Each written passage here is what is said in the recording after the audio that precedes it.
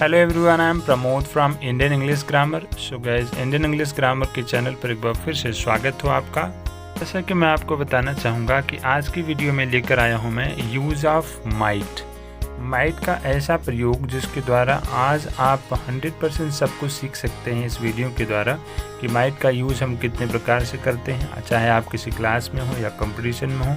हर तरह की यूज़ आज इस वीडियो में आप क्लियर कर जाएंगे। तो आइए चलते हैं नोटबुक की तरफ और हर डिटेल प्रॉपर तरीके से देखते हैं। ऑलराइट, और याद रखें कि आज के डेट में मैं लेकर आया हूँ आपके लिए माइट का यूज, ठीक है।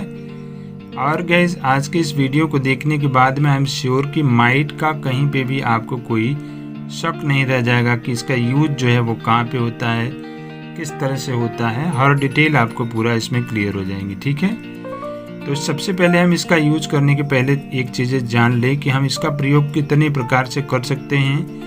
तो आप याद रखेंगे गैस कि इसका प्रयोग हम 3 प्रकार से विशेष रूप से करते हैं। एक तो हम माइट को वर्ब के रूप में यूज करते हैं, जिसका मीनिंग अगर हम देखें तो इसका मीनिंग होता है हो सकना। दूसरा आपका माइट का यूज करते हैं ये ऑक्सिलरी वर्ब के रूप में यूज करते हैं, जिसका मीनिंग होता है सकना या फिर शायद, ठीक है। और तीसरा हम यूज करते हैं इसे नाउन की तरह, और इसका मीनिंग जो नाउन के रूप में होता है वो होता है शक्ति या फिर बल या फिर कोई प्रभाव, ठीक है। तो ये तीनों मीनिंग होती हैं जो माइट के हम विशेष रूप से समझ सकते हैं, और इसी के बेस पर जो है आगे जितने भी सेंटेंस हैं उनके जो है यूज किए जा रहे हैं, ठीक।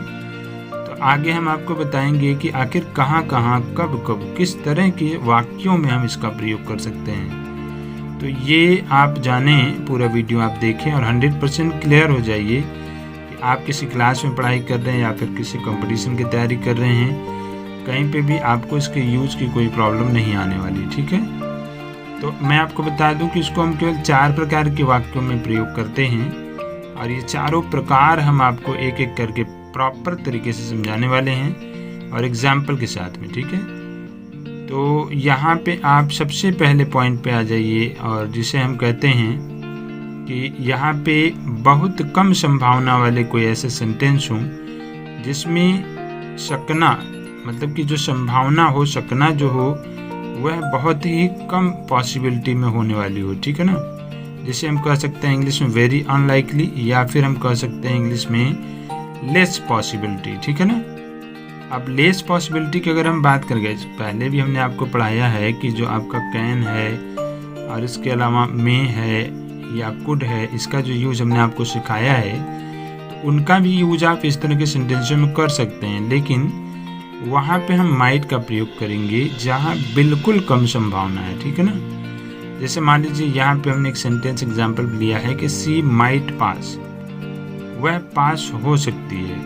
कहने का मतलब है कि उसके पास होने की संभावना है, इसलिए हम यहाँ पे माइट का यूज कर रहे हैं, और वो भी बहुत कम संभावना है, समझ रहे ना।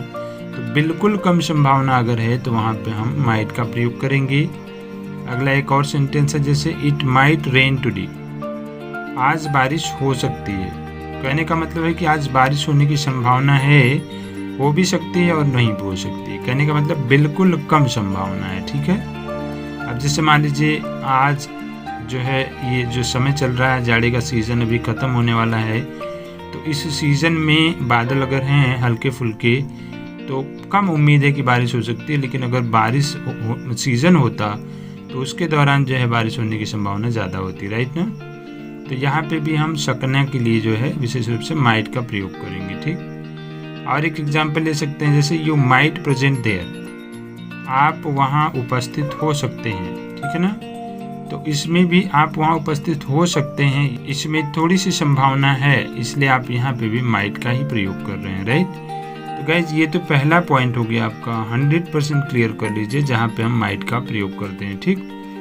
अब हम आते हैं दूसरे पॉइंट की तरफ, जिसमें हम जिस प्रकार के सेंटेंसों में जो है माइट का यूज करते हैं। और याद रखें कि इसे आप नोट कर लें, बिल्कुल याद कर लीजिए, कहीं से कोई प्रॉब्लम होने वाली नहीं है और हर जगह आपको ये सफलता प्रदान करेगी, ऑलराइट। तो यहाँ पे देखेंगे आप, कहा जा रहा है कि जैसे कोई ऐसा सेंटेंस हो जो यू विश, आई विश या सपोज से शुरू होता हो, और यह एक प्रकार का सपोजिशनल सेंटेंस हो, ठीक है। सपोजिशनल का मतलब होता है जिसे हम मान लेते हैं, मतलब कोई कार्य होने की संभावना नहीं है, लेकिन हम मान ले रहे हैं कि अगर ऐसा होता है, और स्टार्ट हो you wish, I wish, suppose जैसे ओवरऑल शब्दों से, ठीक है ना। जैसे मान लीजिए हम एग्जांपल लेते हैं कि you wish you might have gone there, काश तुम वहाँ गए होते, ठीक है।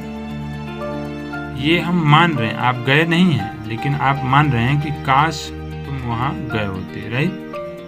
तो दूसरा एग्जांपल हम लेंगे, जैसे if she worked hard she might succeed, अगर उसने कड़ी मेहनत की तो वह सफल हो सकती है। मान लीजिए कोई एग्ज़ाम हो गया है या कोई परीक्षा व्यक्ति ने दिया हुआ है, लड़की ने कोई काम किया हुआ है, उसमें अगर उसने जो है कड़ी मेहनत की है और रिजल्ट उसका बाकी है आना, तो हम कह सकते हैं कि शी माइट सक्सीड, अगर उसने कड़ी मेहनत की है तो वह सफल हो सकती है।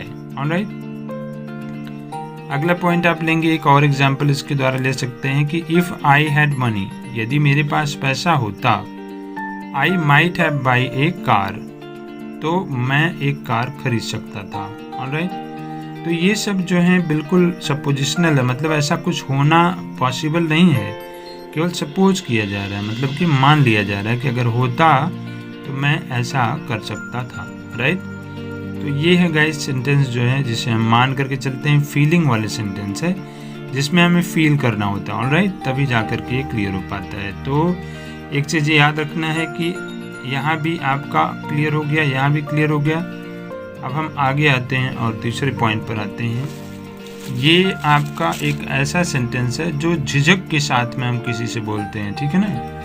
जैसे परमिशन लेने के लिए या रिक्वेस्ट करने के लिए हम कैन और माइट, इसके अलावा मे और कुड का भी प्रयोग करते हैं, लेकिन जहाँ पे आपको बहुत ज़्यादा झिझक है कि मैं परमिशन ले तो रहा हूँ, पता नहीं परमिशन मिलेगी या नहीं मिलेगी, ऐसी जगहों पे अगर सेंटेंस आपका मिलता है तो इसमें हम माइट का प्रयोग सबसे पहले भी लिख करके सेंटेंस बनाते हैं, और सब्जेक्ट के बाद में भी माइट को रख करके हम सेंटेंस बनाते हैं। जैसे आप यहाँ देख सकते हैं कि यू माइट सिट देयर, आप वहाँ बैठ सकते हैं, मतलब जहाँ बैठने की उम्मीद कम है फिर भी कहा जा रहा है कि यू माइट सिट देयर, आप वहाँ बैठ सकते हैं, ठीक है। और अगला सेंटेंस है कि शी माइट हेल्प मी, वह मेरी सहायता कर सकती है।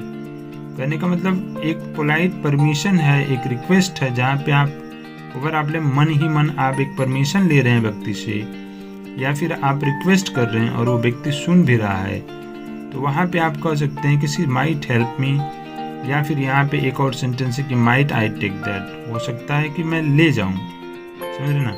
तो ये सेंटेंस है गए जिसमें हम झिझक के साथ में जो है माइट का प्रयोग करते हैं, और कैन, इसके अलावा कुड एंड मे के अलावा सबसे कम झिझक, मतलब जहाँ सबसे कम उम्मीद है वहाँ पे सकना के लिए हम माइट का प्रयोग करते हैं, ठीक। अब गाइज यहाँ पे आप लास्ट पॉइंट देखेंगे, इनडायरेक्ट स्पीच में हम मे की जगह माइट का प्रयोग करते हैं। जैसे कहने का मतलब ये है कि अगर आपने डायरेक्ट स्पीच, इनडायरेक्ट स्पीच सुना है, तो अगर डायरेक्ट स्पीच में कहीं पे मे का प्रयोग हुआ है तो उसका जब हम इनडायरेक्ट बनाते हैं तो उस मे की जगह माइट का प्रयोग होता है। जैसे आप यहाँ पे एग्जाम्पल दे सकते हैं कि she said may God bless you, इसका हमने डायरेक्ट से इनडायरेक्ट जब बनाया है तो हमने कहा कि she prayed that God might bless him, तो ये इनडायरेक्ट सेंटेंस हो गया, ठीक है। इसमें इसका हिंदी हमने यहाँ पे लिखा हुआ ताकि आप बात को समझ सकें। इसमें क्या कहा जा रहा है कि उसने प्रार्थना की है कि भगवान उसे आशीर्वाद दे, ठीक है। और यहाँ पे भी आप देखेंगे एक और भी डायरेक्ट सेंटेंस है कि they said to him may you die, ये डायरेक्ट सेंटेंस है, इसका हमने इनडायरेक्ट बनाया है कि they cursed him that he might die. Indirect में हमने बोल दिया कि उन्होंने उसे शाप दिया है कि वह मर जाए, राइट। तो यहाँ पे भी आप माइट का प्रयोग कर सकते हैं। तो गैस ओवरऑल आपने देखा कि ये 4 प्रकार के ऐसे वाक्य होते हैं जहाँ पे हम माइट का प्रयोग करते हैं, और बिल्कुल सिंपल है, साधारण है, जिसको आप अच्छे ढंग से समझ चुके होंगे, आई एम श्योर। अगर आपको एक बार में नहीं समझ में आया तो इस सेंटेंस को दोबारा, इस वीडियो को दोबारा देखें, एंड आई एम श्योर कि आप इसका प्रयोग कहीं पे भी कर दीजिए, दोबारा देखने के बाद में ये आपको 100% समझ में आ जाएगा। तो एक बार फिर से इसे देखें। और हाँ, साथ में बताना चाहूँगा कि यदि आप ग्रामर की प्रॉपर पढ़ाई डेली करना चाहें तो आप हमारे इस चैनल पे सब्सक्राइब करके कंटिन्यू हो जाएं, बेल आइकन भी प्रेस कर लें, बाकी आप कंटिन्यू पढ़ाई करते रहें। ग्रामर की ऐसी बहुत सारी पढ़ाइयाँ आपको दी जाएंगी जिसके द्वारा आप आसानी से सफल हो सकते हैं। और अगर आप स्पोकन क्लास ऑनलाइन ज्वाइन करना चाहें तो नीचे डिस्क्रिप्शन बॉक्स में दिए गए स्पोकन क्लास के लिंक पर क्लिक करके आप स्पोकन के चैनल पे जा करके स्पोकन भी प्रॉपर तरीके से सीख सकते हैं। ऑलराइट, तो मिलते हैं नेक्स्ट वीडियो में गाइस कुछ नई चीज़ों के साथ में। तब तक के लिए thank you, have a nice day, bye bye.